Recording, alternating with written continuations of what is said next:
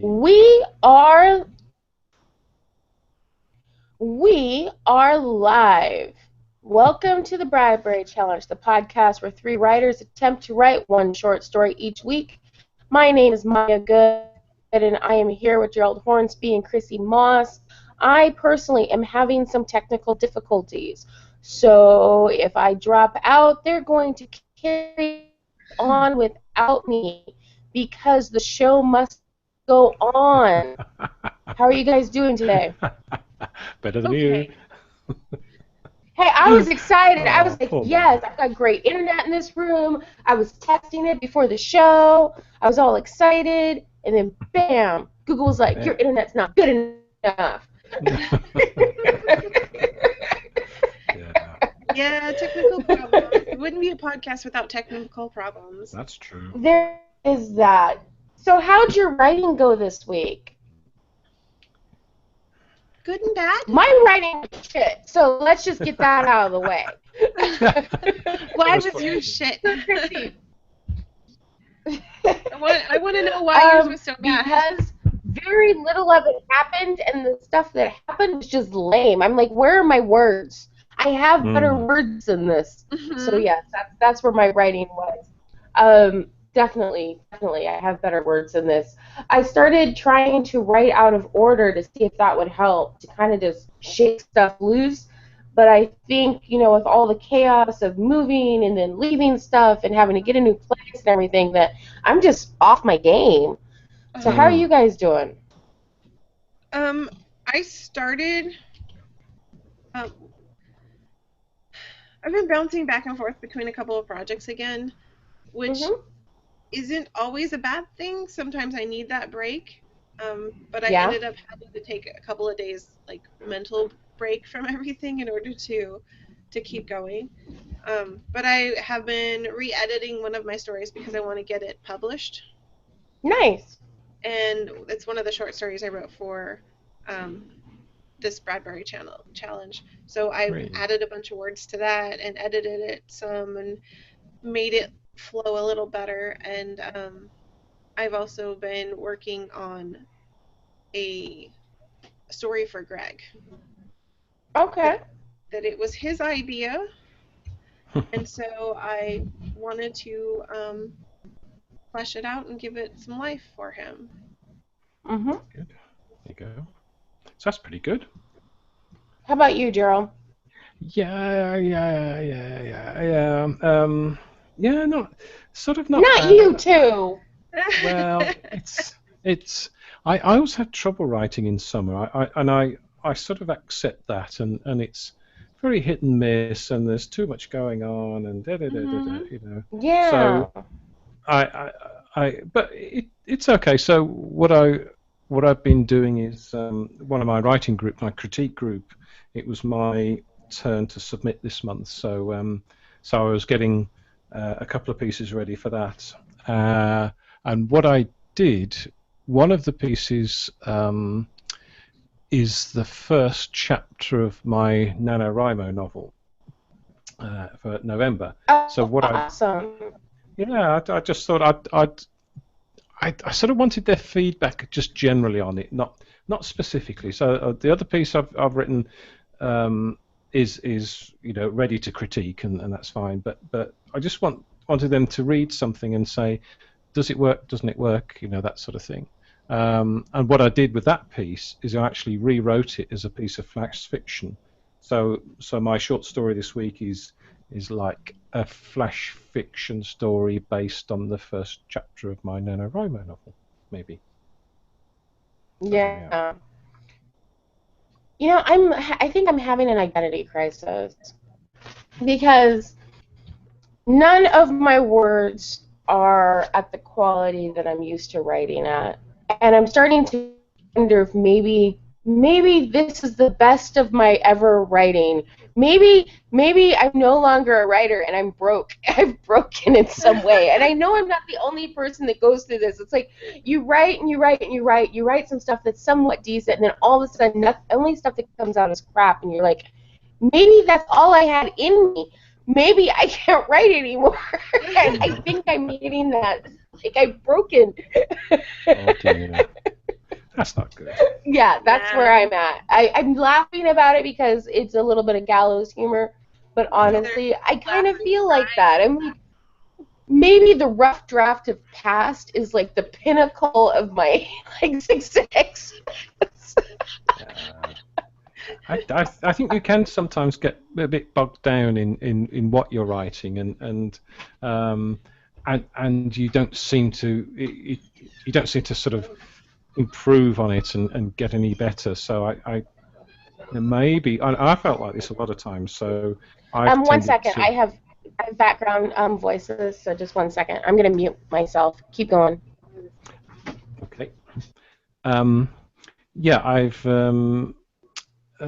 had this a few times, and rather than struggle on with it, I've then dropped whatever I was working on, whatever it was, and then do something completely different. Outlining some novel or writing flash fiction or just something very different, or blog posts, just something to sort of, I don't know, get out of that little fugue that we all get into, because we're all delicate little creatures, really, aren't we? We all we are all delicate little creatures, that is for sure. It reminds me, there was a famous novelist, her debut novel like came out and like just blew everyone away. It won tons of awards and everything. And she had like a 3-book deal. And she was supposed to write her second book, the following year and a half later.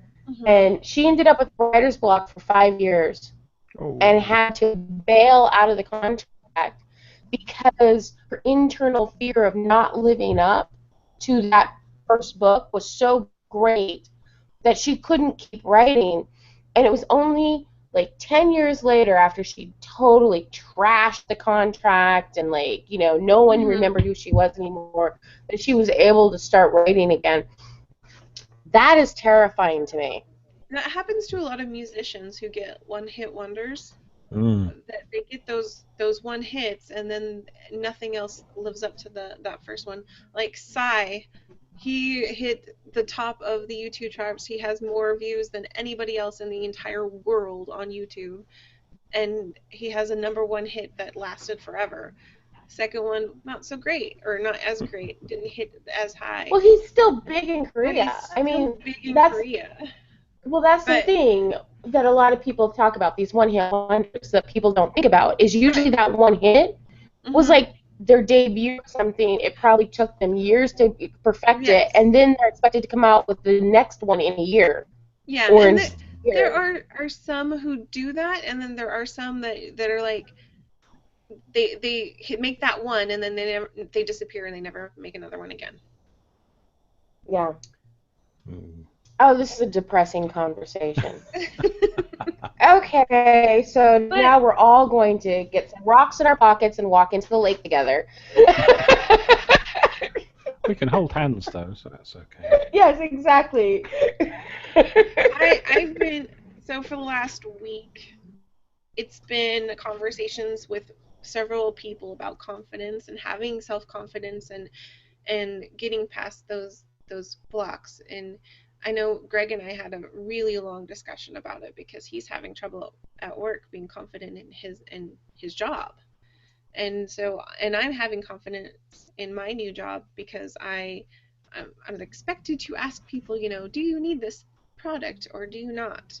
And I haven't asked a single person because I don't have confidence in myself to even say simple things like, are you interested? I'm not pushing you or anything. I'm just, are you interested? Oh, no? Great. That's fine.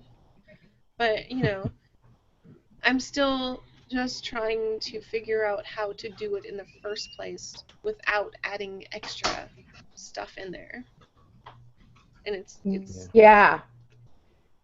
It reminds me of excuse me, how long it took me to have the confidence to finish just the rough draft of a novel. And finishing the final draft, revising a novel is like a whole nother rung of lack of confidence, wondering if I'm good enough, wondering if I'm capable. That prompted me to just have the worst writer's block that I've ever had in my life. Mm-hmm. That's how I feel right now. I've never been this blocked.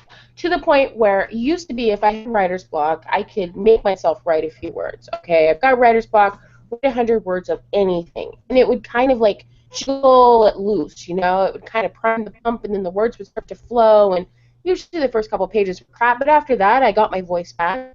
And the last couple weeks, when I go back and read the stuff I've written, it doesn't even sound like me anymore. It's like my voice is like in a closet somewhere cowering in fear of something. I don't know. You know, when you picture your author voice, like I picture mine as this little kid going, I'm scared, don't let me out. Yeah. Usually when I have that problem, I go work on something new. But that's why I have like 20,000 unfinished things too. 20,000. Yeah, that would be I a think thing. I'm exaggerating just a tad. I only have 10,000. Just a little. Just a Yeah. tiny bit. You know, Okay. we're authors. We're known to do that now and then. Well, I mean, Make stuff up. it depends on how you count it.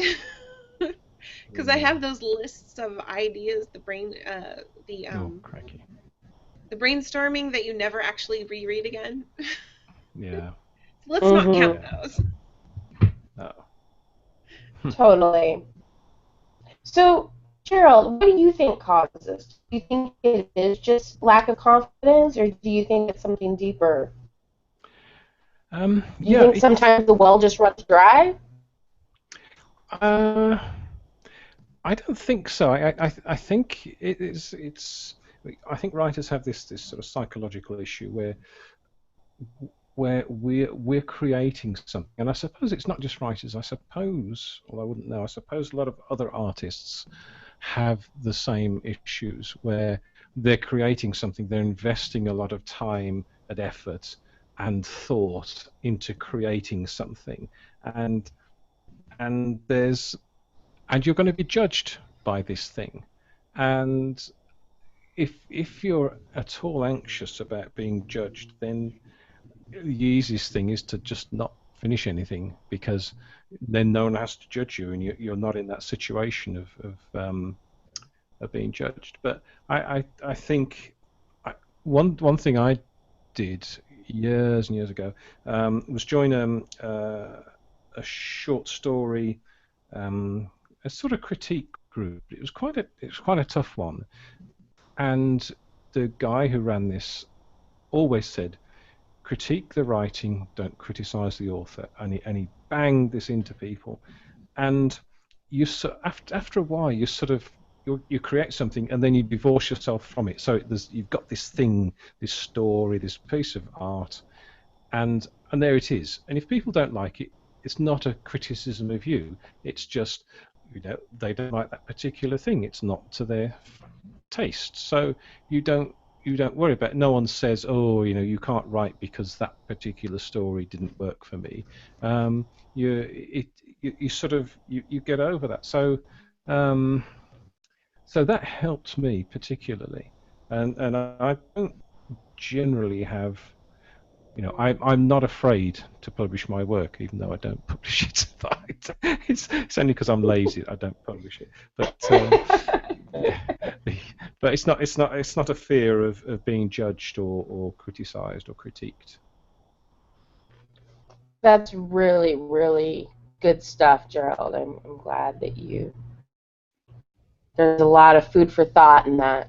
A lot of food for thought in that. Because when I look at my writing, like I'm getting to that level where I'm starting to write more nakedly. Like I'm more naked in my writing. And that is scary. That is so scary. And I have to be honest in my writing, and I can tell when I'm not being honest in my writing, and then I just get frustrated. And so yeah, that not being judged as a person, but as a writer, that's crucial, and it's something that we don't have the luxury of once we publish our work, once we send it out. People will say, you're a horrible person, because people are horrible people. Yeah. You know, and I think that's part of my issues with past, because I know there are so many people that want to read it, and part of me is deathly afraid to send that out there and have people tear me apart and tell me what a horrible person I am. Yeah. I see a lot of authors, sort of small indie authors, who bite at at a bad review, and will then have an argument with the reviewer to Yeah, say, I've "What are you never talking understood about?" that. Why Mm, would you bite back? I've never quite understood the author's behaving badly thing. no, and I think people like that, they haven't divorced themselves from their work, so the criticism of their work is criticism of them, and that's why they bite back, and that's why they take it very personally. And and I say to people that when I meet that, that have had some bad reviews, I just say they're only words. It's nothing. It's not you. They're just words. And if people don't like your words, write some other ones that they might like. But it is hard. It is hard. I know it's hard. It's hard because of that time and effort invested, and because Yeah. sometimes, as you say, with your writing particularly, you're digging deep within yourself and putting forward ideas and thoughts that come from deep inside you. And if someone says, "Ah, that's rubbish," then it does hurt. But you just have to say it's just words. It's just words. Chrissy? I thought I saw Chrissy's mouth move and then like it stopped moving. Breathing, I think. Can't hear you, Chrissy. Can't hear We've you. got a Chrissy-less show. Oh, Come back! Come back! oh no. This is uh, this is Can you Uh-oh. hear me now? Oh. Oh yeah. Hey. Last week we were just, yes, Oh, Chrissy! I wonder if I had She's it on the wrong back. microphone on here, and that's why it was doing that. That, Aha. that's fine. I Okay. don't know, your lips were moving. I was hearing nothing. It was weird. That's why I typed in the chat. Can you guys hear me? And I don't think you saw that. Oh, I see. What were we So talking we're about? talking about we're talking about putting ourselves out there, about the art that we create, and bad reviews and critiques of what Oh, we've created.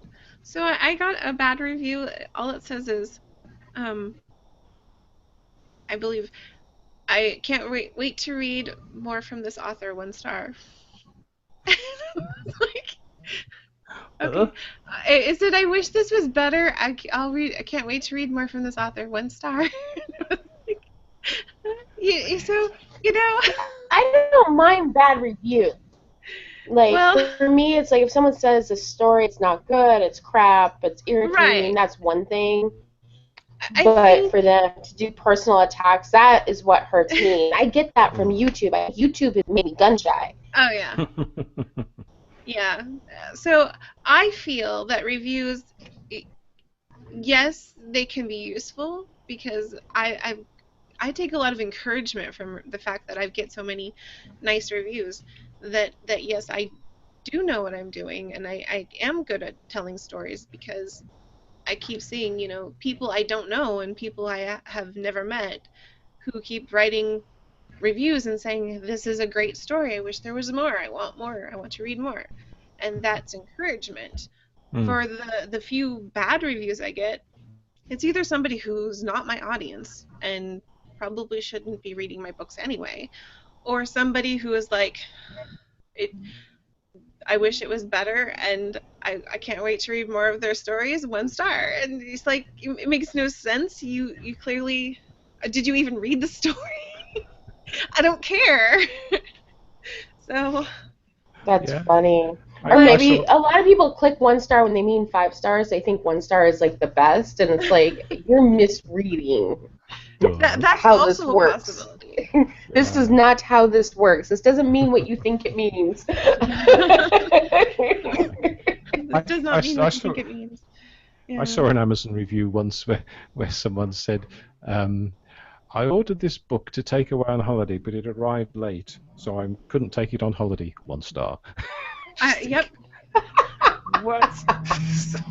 That happens more I often. think what scares me is my YouTube channel. I have gotten so much flack for specific types of videos that I've done. There are specific videos that if I do a video on it, I know I'm going to get flack. And those ideas are in my novels. And so I'm not worried about someone saying my book is crap. That's not my worry. My worry is someone coming in and saying, you're a horrible black person because this character is such and such, and you're portraying this wrong or something. Or my other book where, I'm just going to put this out there. I have a book that's been rattling around the back of my head that I finally started outlining, and it is about a female cop, a female FBI agent who's trying to catch a child murderer. And the issue is she is a non-offending pedophile, and she doesn't have any relationships, doesn't be around children. She catches child killers and child rapists as like atonement, and this guy knows this, and he thinks that is in love with her. So yeah, it's this totally fucked up story, and I'm like, everyone is going to hate me. I read the shit out of that. Everybody is going to think I am like the worst person on the planet for writing this. No. Okay, so yes, you would if you wrote that. You're gonna with a story like that you will. I have to be prepared. I have to get prepared. Yes, because you will get the people who are like, oh my God, you can't. Pedophiles are all bad. There's no such thing as a good pedophile. And then you would get there's no such thing as female pedophiles. But I know, right? They're gonna like lose their shit. But and that's the thing though, is you are pushing boundaries, and that is what I see as true literary fiction, is where you are pushing boundaries and actually examining the reality of the human mind. You know, we shouldn't be so locked down into right. And so, but then when that type of criticism isn't about your writing, that type of criticism is about your ideas, about your humanity, about who you are as a person. When people say you are a horrible person because you wrote this novel, yes. They do. Do you remember when people called Stephen King a racist because one of his characters was a racist? Do you remember that mess? No, I don't. One of my favorite books, or authors, his name is Piers Anthony, and a lot of people call him a pedo because he writes a lot of characters that are older teens or late or early young adult that are in sexual, not blatant, this is, how it fits in the whole or kind of thing, but they are falling in love, they are having sexual thoughts, they are exploring their sexuality. In other words, it's young adult. Yes. But it's a guy writing it, so everyone loses it. But it's a guy writing it. He's an older man, so he's not like in his 80s or 90s now. So he's been and he started writing about this in the 70s. Alive? He's still alive, and he still writes books. He has well over 200 books to his name. Wow. But yeah, because of that, because he dares to believe that teenagers can have sexual thoughts in their head and has been writing about this since forever, he gets called a dirty old man. And he just keeps writing it because they're good stories.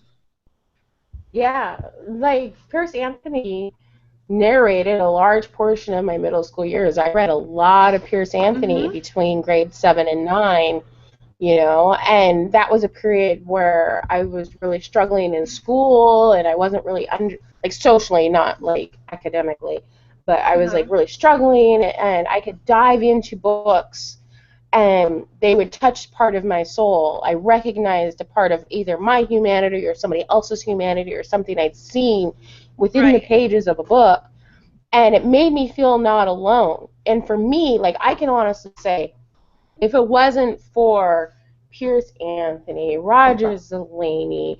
Go ahead and come in. 1 second. 1 second. I've got a recorder. I'm connected to wires and shit. 1 second. Of course. Sorry, guys. Okay. Oh yeah. Have to move? I was connected to wires. Sorry. My fault. Whoa. That one's taking. Yeah, I think so. We're on somewhere else. Okay. Okay, 1 minute. It'll clear out in just a minute.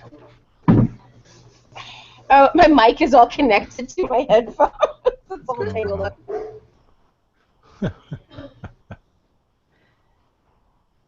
1 second.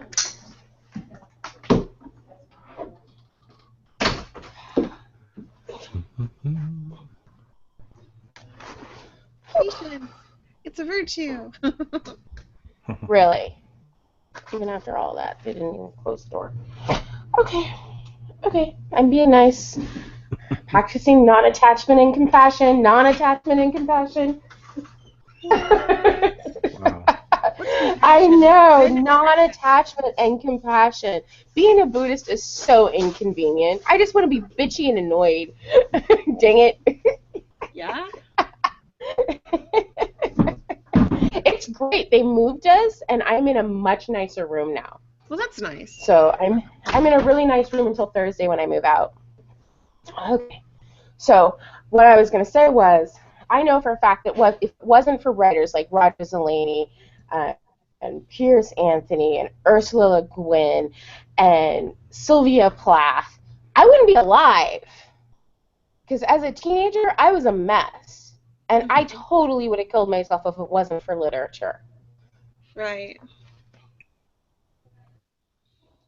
But yeah. All of those stories that I read, they influenced me as a writer now. And so, like reading Piers Anthony, I loved his stories because there was so much commentary on like religion and racism and sexism and all of those things that affected my thoughts on the real world. And he's a very much, you take people as they are, and you don't class any group as a group, because just because they all say I'm a Christian doesn't mean they all think the same thing. Yeah. And I like the honesty in his writing, and I think that's what I'm striving for, and I know that this is just a phase. I know it's a phase, but the thing is, can either be a phase I get over, or it can be a phase that tanks me. Right. And I'm still trying to figure out how to let this be a phase I get over. And so I'm doing things like trying to connect with the local writing community, which is difficult. I'm trying to the place I'm moving into is a very artistic space. Mm-hmm. I'm moving into an old mansion that's literally been broken up into like 14 rooms, and it's full of artists. Like, you can't get into a more creative space. I'm going to be totally surrounded by creativity. I'm going to be surrounded by painters and musicians. It's got a huge backyard with an area for me to just sit and write.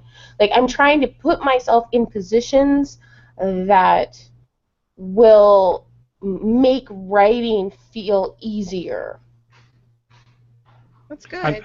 I think it helps being around other people in your position too, because if you're only around quotation marks normal people all the time,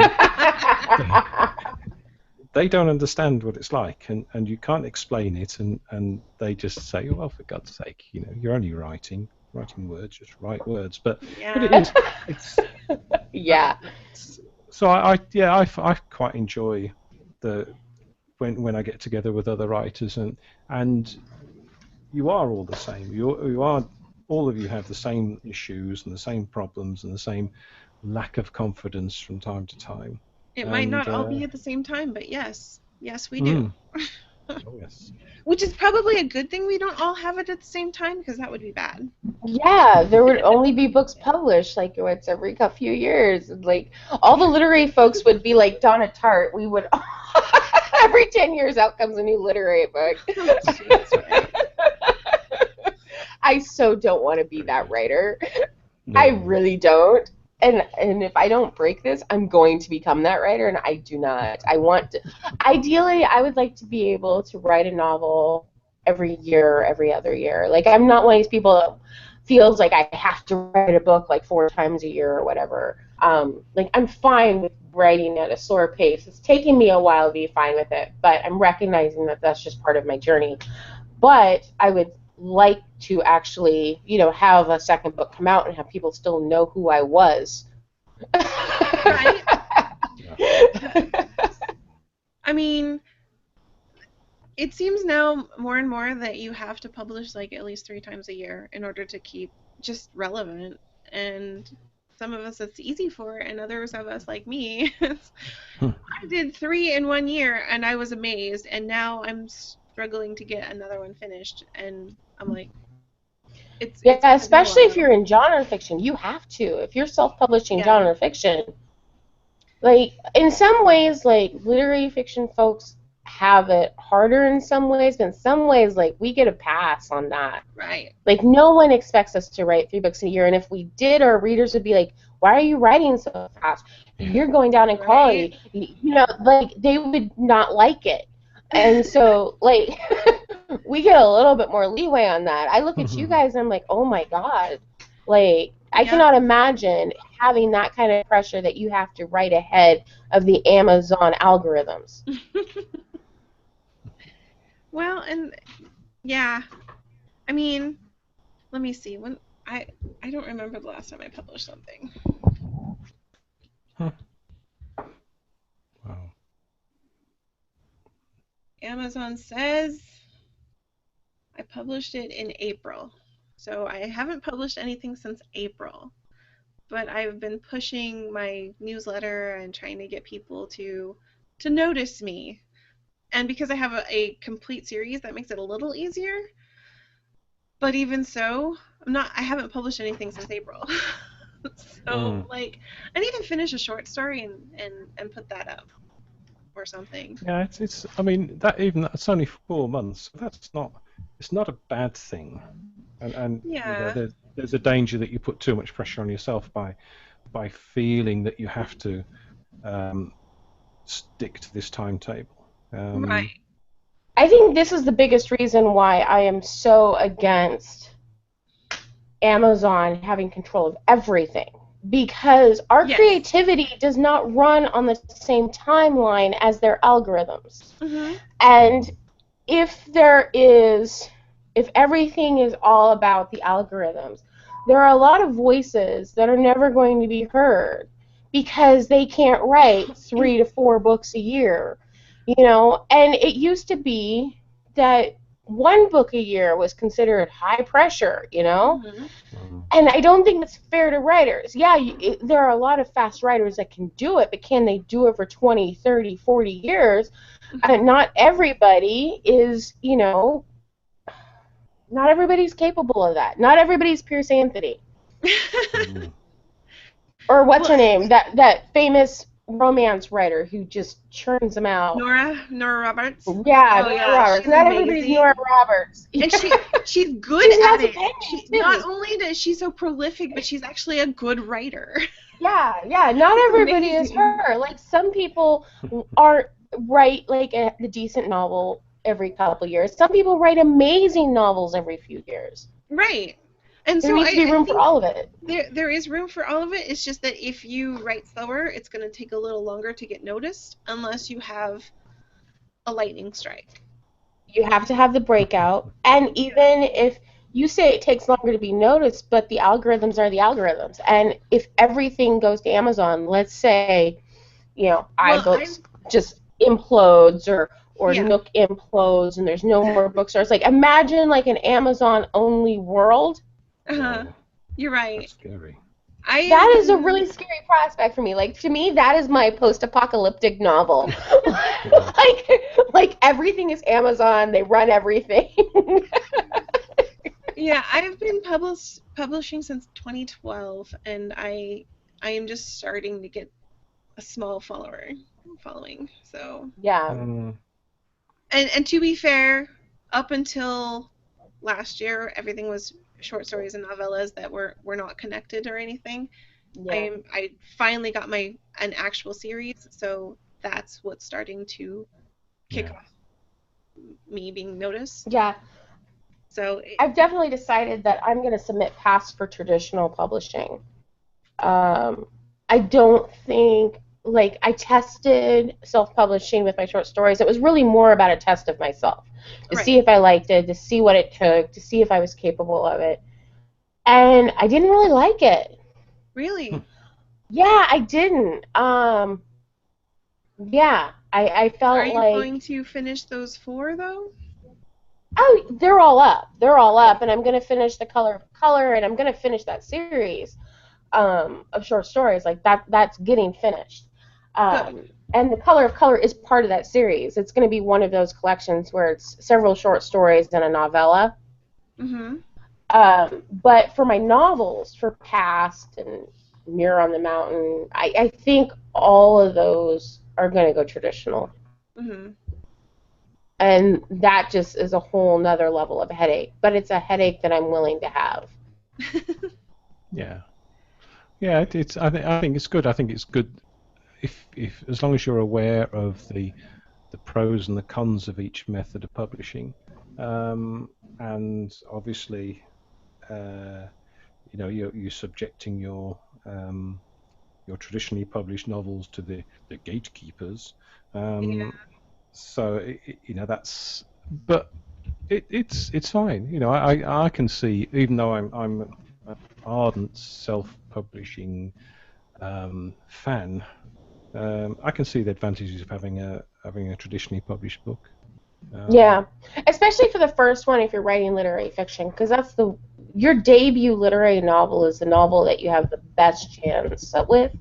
You have the best chance of having a decent deal. You have the best chance of getting promoted if it is your debut literary novel. Second or third literary novel, not so much. And so I kind of want to take advantage of that. You can always start your own and publishing since company. It's my first one, if I don't want to deal with the BS of self-publishing something, that would make me think I want to deal with the BS of owning my own publishing company. That made no sense, Chrissy. I love you, but that made no sense.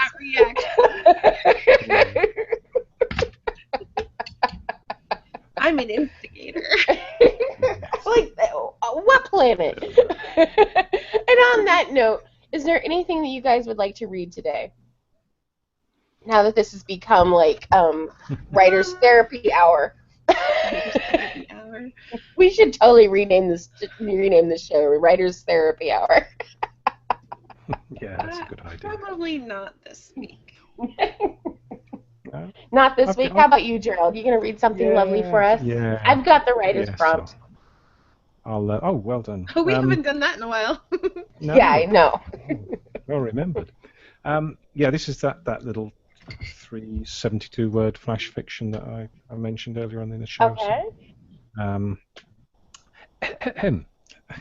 Abigail looked at the place where her lower legs used to be, still surprised, although after 15 months she shouldn't be.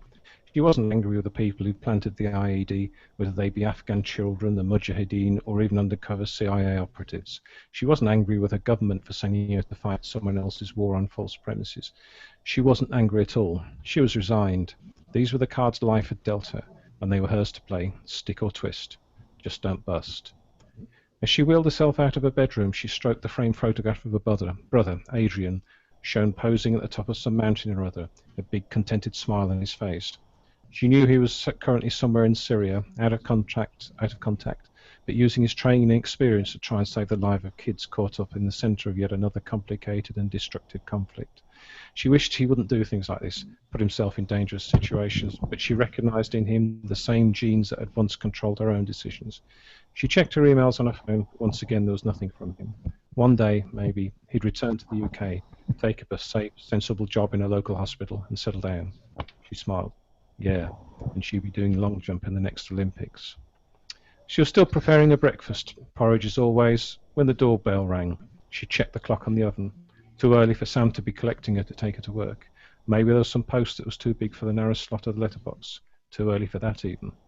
She unlocked the door and wheeled backwards, opening the door to the man in the uniform, hat under his arm and a serious, studiously neutral expression on his face. Oh, crap. And the whole of her world fell away from her, falling away like a stomach, simultaneously feeling sick and empty. She wanted to throw up, she didn't want to throw up. She needed to cry, but she couldn't. She had nothing, felt nothing, heard nothing. Sorry. Oh, crap. It's another miserable story. Oh, that's heartbreaking. I mean, it's Yeah. Gerald. Oh, Gerald, that was wonderful and heartbreaking and powerful, and I love your writing. Oh, thank you. Oh, I do. I love I your do. writing and I hate your stories. They make me cry. Oh, when the dude is at the door and he's got his hat under his arm, and it's never good. No, it's not. It's not good news. No. When you have people that you love in the military, there are just certain things you don't want to see on your doorstep, and that. Yeah. That's like number one. Yeah, the neutral expression and the black cars. Oh, heartbreaking, heartbreaking, heartbreaking. Okay, so this week's this writing prompt, you've probably heard it, Gerald, because it's a true story. It came through Roz Morris, and she posted this on Facebook, and I thought, that's a writer's prompt, and I asked her, and she gave permission. So, you lift the receiver and hear a crackly kind of silence. Then a voice says, goodbye. Kind of creepy. So there you go. There's your writer's prompt. Yeah. Yeah, kind of creepy. Kind of creepy. Let's go with the creep. Yeah, she was on Facebook. She's like, if you guys don't hear from me for a while, you know. Wow. And so I want to thank all of our listeners for joining us. And until next time, see you later. And if you want to check out the notes and all our other shows, please go visit literaryroadhouse.com. Ciao. Sorry See about my you story. later.